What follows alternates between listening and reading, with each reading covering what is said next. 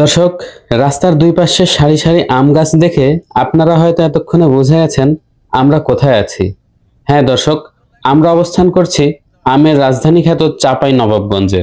বন্ধুরা, আজকে আমরা ছুটে চলেছি চাঁপাইনবাবগঞ্জ জেলার একেবারে সীমান্ত ঘেঁষা একটি গ্রামে, যেখানে কয়েকশো বছর ধরে সগৌরবে দাঁড়িয়ে রয়েছে একটি মসজিদ। যেই মসজিদটি দীর্ঘদিন মাটির নিচে চাপা পড়েছিল।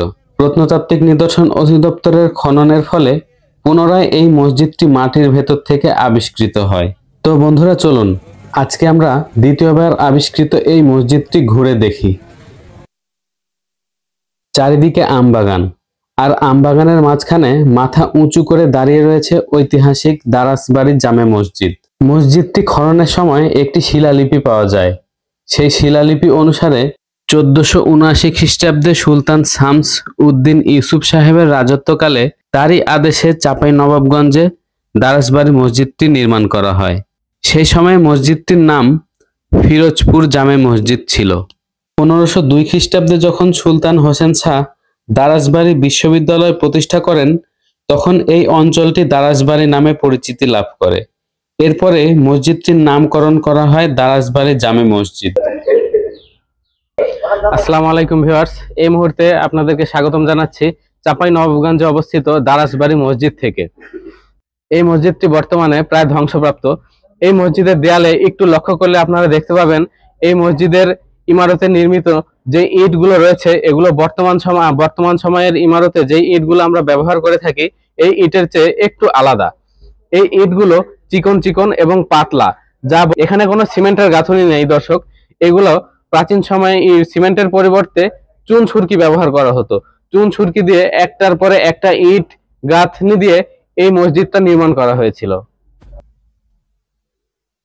দুই অংশে বিভক্ত এই মসজিদটি দীর্ঘদিন মাটির নিচে চাপা পড়েছিল। 70-এর দশকে খনন করে এটিকে পুনরায় উদ্ধার করা হয়। মসজিদের ইতিহাস সম্বলিত সেই শিলালিপিটি বর্তমানে কলকাতা জাদুঘরে সংরক্ষিত রয়েছে। কথিত আছে যে একজন কৃষক নাঙ্গল দিয়ে যখন তার জমি চাষ করছিল, হঠাৎই নাঙ্গলের ফাল মাটির নিচে কোনো কিছুর সঙ্গে আটকে যায়। কোনোভাবেই আর ফাল সামনের দিকে এগোচ্ছিল না। পরবর্তীতে কৃষক একটু মাটি খুঁড়ে দেখতে পায় ইট, তারপরে আর একটু খুঁড়ে দেখতে পায় শুধু ইট আর ইট। তারপর এক কান দু কান হতে হতে এই খবরটি গিয়ে পৌঁছায় স্থানীয় প্রশাসনের কাছে।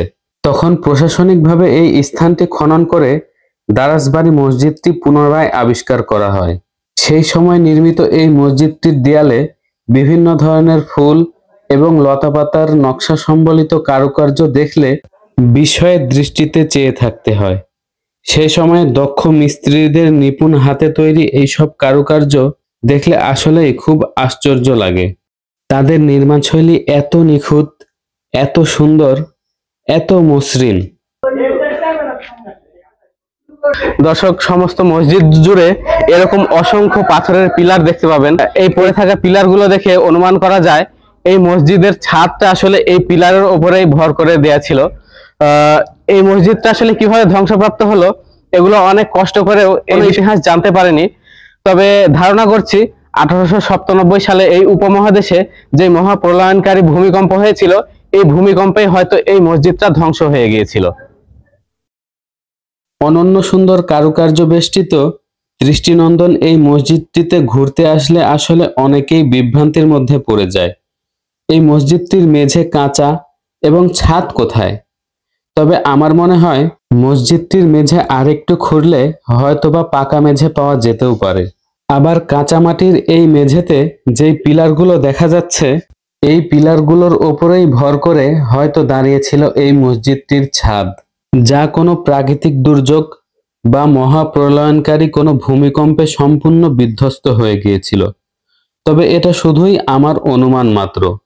এর পেছনে কোনো কাহিনী থাকতেও পারে, তা নিশ্চিত করে বলা যাচ্ছে না। একটি রহস্য থেকেই যাচ্ছে।